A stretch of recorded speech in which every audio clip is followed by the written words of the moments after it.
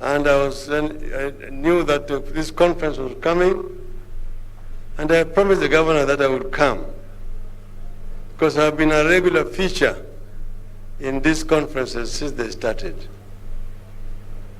So, but this Makueni conference has had history. Waswahili say, hayawi, hayawi, hayawi, hayawi. Yeah, you know, it's not the first, it has been postponed so many times. But it will come. Now, when we're here, one cannot resist the temptation to do a journey down the memory lane and to see where we came from with devolution. Some of you here know our faces at the Bomas Constitutional Conference. We knew that devolution was one of the most contentious chapters at Bomas. It had, because of basically ignorance about devolution, it had very many opponents. And remember, at one session, when we were discussing, a gentleman stood and spoke so passionate about devolution that it was resolved that he should become the chairman of that committee. And he led that committee so efficiently that he became a marked person. Then one day, in front of his children, in broad daylight, some people just moved into his house and shot him directly while his children were watching helplessly. This is none other than the late Dr. Odinga.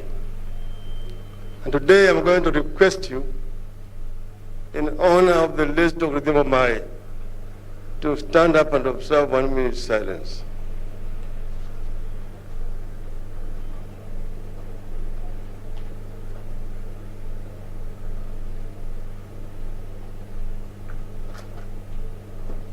Thank you.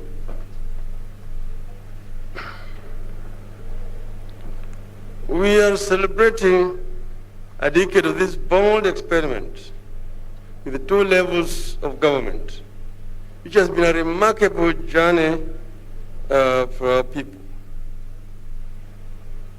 It has been full of triumphs and challenges.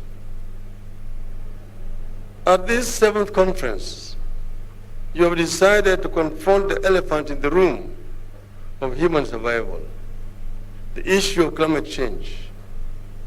This is a clear indication that counties are coming of age and venturing into some of the greatest challenges humanity is facing now and the centuries ahead. I commend you for this. Climate change is bigger than the election coming up in 2022 or the ones coming that will follow in 2027 and 2032. It is a life and death matter that has cornered everyone all over the planet. I believe that climate is so important that going forward, we need to have a National Climate Council and situate it within the presidency. Kenya is experiencing higher temperatures, unpredictable rainfall patterns, increased incidence of drought and floods, and rising sea levels. Extreme weather events have led to loss of lives, diminished livelihoods, reduced crop and livestock production, and damaged infrastructure, among other adverse impacts. The key enablers of our economy, that is agriculture, water, energy, tourism, and wildlife, are extremely climate sensitive. If we don't tackle climate change, all our efforts to grow our economy will be in vain. County government operates right on the ground, They are the first port of call when homes and farms get washed away by floods that were not expected. They are the first line of defense when crops fail in a drought that comes when rains were expected.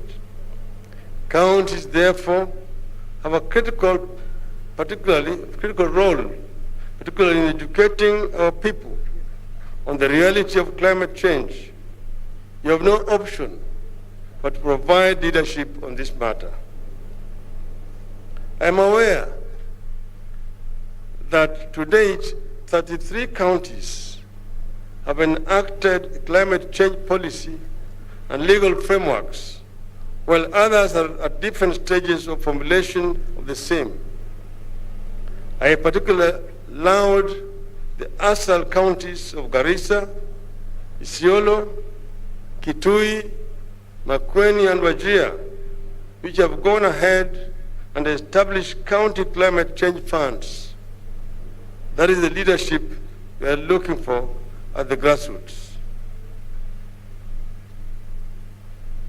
Today, there are several other transformative ideas whose time has come in Kenya.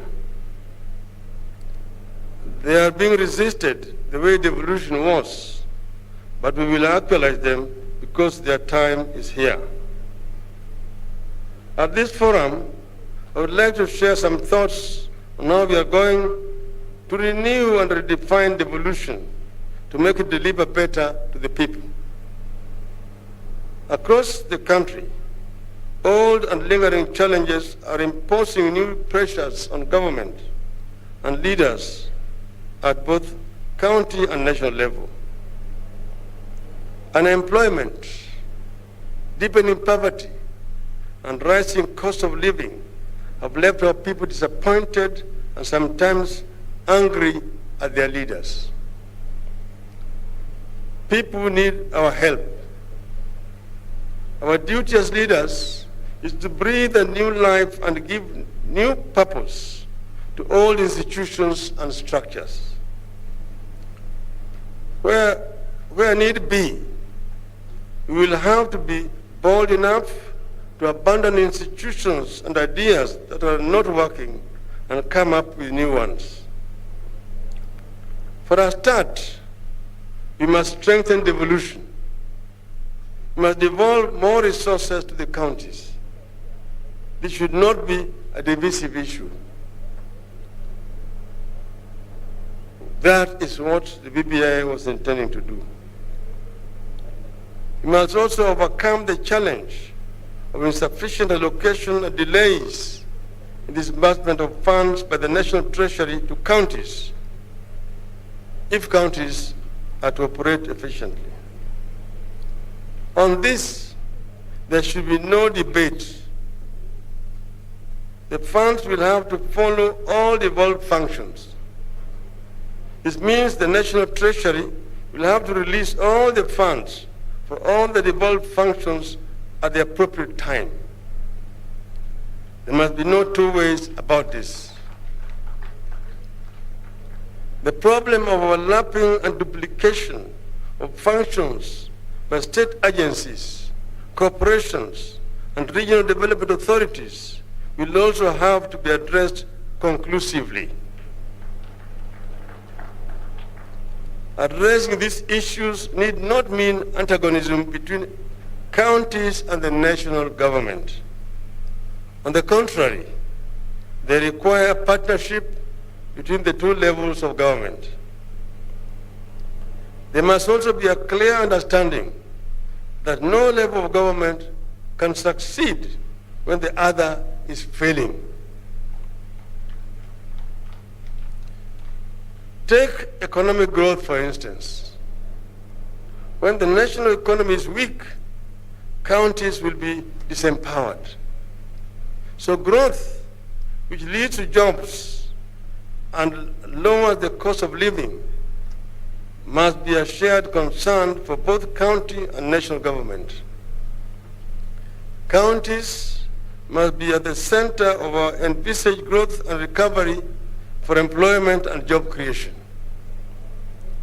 In the years ahead, we must renew the contract between the people and their government, both county and national.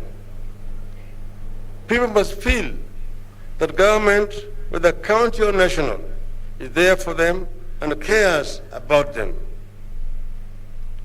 Each level of government will have to invent new ways to deal with purely national or devolved challenges. In the end, however, our people need their problems solved regardless of the level of government that is supposed to do it. My vision is to push for a strong partnership to make all our counties feel more a part of the solution of our national problems while helping counties solve their devolved challenges, and that empowers the counties to determine their own destiny. I would like to see increased agricultural productivity. This will not only increase incomes, it will also create more employment opportunities. So we will need to work together to ensure efficient and targeted fertilizer subsidy, a clear program for mechanization of agriculture, proper water management and irrigation, deployment of extension officers, and functioning systems of market access. I am extremely keen to see counties go past agriculture and delve into manufacturing and value addition. Today, only about 7 counties, all of them peri-urban, are involved in some kind of manufacturing. We need to go for robust manufacturing in all our counties to generate productive employment opportunities at national and county levels. One county, one product. We need to establish or revive agriculture-related cooperative societies to promote growth in the counties and absorb rural labor. We also need to put more money into county-level infrastructure development to attract investment in rural areas. Ladies and gentlemen, more importantly, counties must improve on own source revenue collections. This means counties must expand revenue bases. Counties with relatively well-established industry and service sectors do better on own source revenue collection. We must also push for full automation of revenue collection systems in all counties to seal the revenue leakages and avenues for corruption. And we must commit to deal with the old-time national and now devolved problem of corruption. On this, action will speak louder than words in the years ahead. I am also aware that counties are struggling with the problem of marginalization, particularly of minorities in their borders.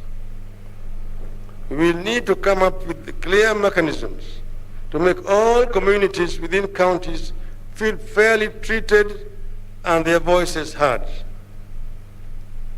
Finally, I wish to point out one extremely critical issue that we have to address, the question of spending priorities.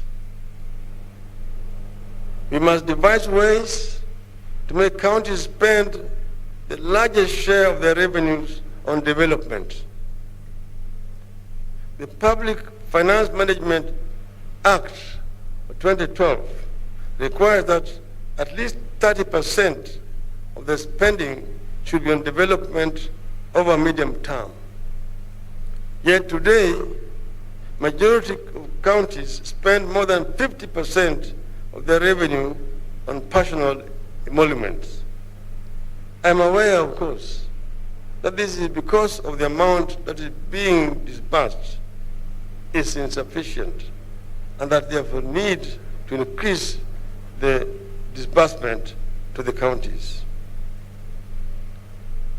This is where devolution is failing to change lives as it should. So we need to enforce and ensure adherence to the Public Finance Management Act. All these challenges and aspirations point out to two things. One is that we should not treat devolution as a fixed system. We should see it as an evolving system where the pendulum of powers and roles can swing back and forth, one way or the other, between counties and national governments. Secondly, the county government and the national government must work together in a partnership for Project Kenya, because none is more important than the other. Kenya is much more important, and therefore I'm talking about a partnership between two levels of government. That the national government must ensure that the county governments are working effectively. That we do not have 38 countries in one. We have only one country. And that therefore there must be measurable standards against which all the performance of all counties are going to be benchmarked. That we ensure that service delivery is equitable throughout our country in terms of education, in terms of health, in terms of agriculture, in terms of infrastructure, in terms of environmental protection. We must ensure that there's comparable standards across the whole country. And that should be the responsibility of the national government to ensure that counties meet that standard. That we first agree on a standard to be met, and then we have a way of evaluating to ensure that there's conformity with the standard which has been set and commonly agreed between the national government and all the county governments. I want to thank you and wish you a very fruitful deliberation during this conference. Thank you very much.